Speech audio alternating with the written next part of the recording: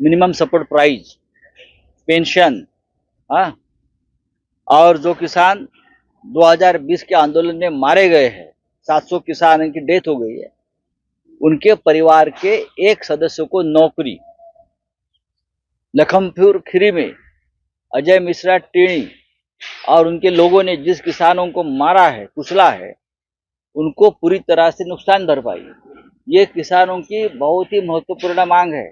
कौन से P stock की बात सरकार कर रही है? कौन सा पी स्टॉक? आप क्या किसानों को अपना गुलाम मान रहे हो? आप जालियनवाला बाग करने वाले हो क्या किसानों के बारे में? जिस तरह से बॉर्डर पर पैरामिलिट्री फोर्सेस लगाया है, अब तो सिर्फ ये लाना बाकी है, मिसाइल्स उनके ऊपर दागने के लिए। किसान क्या देशद्रोही है क्या? देश के दुश्मन है?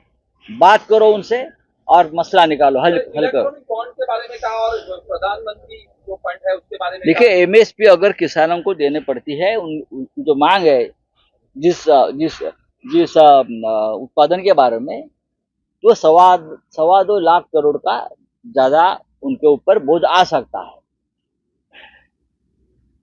और मुझे लगता है हमारे जो विश्व गुरु है, जो अपने देश को सबसे बड़ी अर्थव्यवस्था बनाने जा रहे हैं विश्व में और पूरे विश्व में घूम रहे हैं, उनके लिए 2.25 लाख करोड़ कोई बड़ी रकम नहीं है।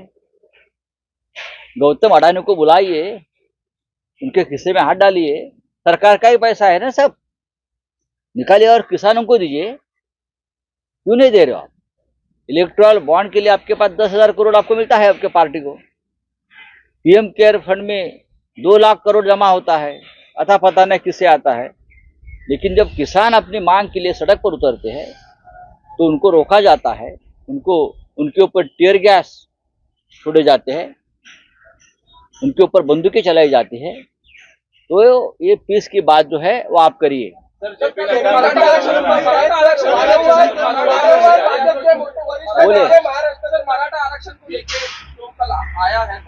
मराठा आरक्षण का फैसला नहीं है, हम सभी ने मिलकर एक प्रस्ताव मंजूर किया है, एक विधेयक मंजूर किया है, एक बिल मंजूर किया है कि मराठा समाज को भी 10% आरक्षण उसमें आप लागू होगा। लेकिन जो नेता है मराठा समाज के, उनको ये मंजूर नहीं है।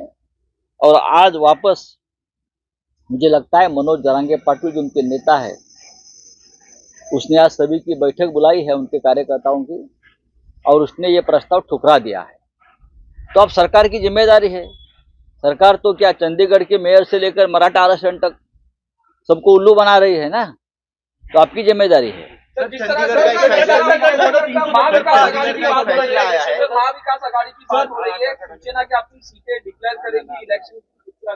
हम सब मिलकर सीटें डिक्लेयर करेंगे।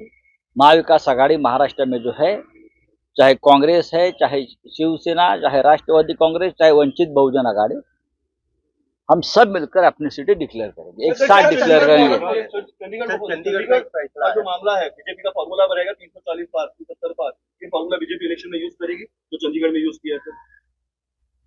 अब तक 10 साल में यही फॉर्मूला यूज किया है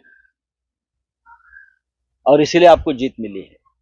चाहे विधानसभा हो, चाहे लोकसभा हो, चाहे छोटा चुनाव हो, यही चंडीगढ़ फॉर्मूला जो एक्सपोज हुआ है, यही फॉर्मूला से आप लोग जीतते आए हैं। ना मोदी की लहर है, ना राम की लहर है, ना मोदी की लीडरशिप है, ना आपका संगठन है। ये सब चोरी का मामला अब सामने आया है। उद्धव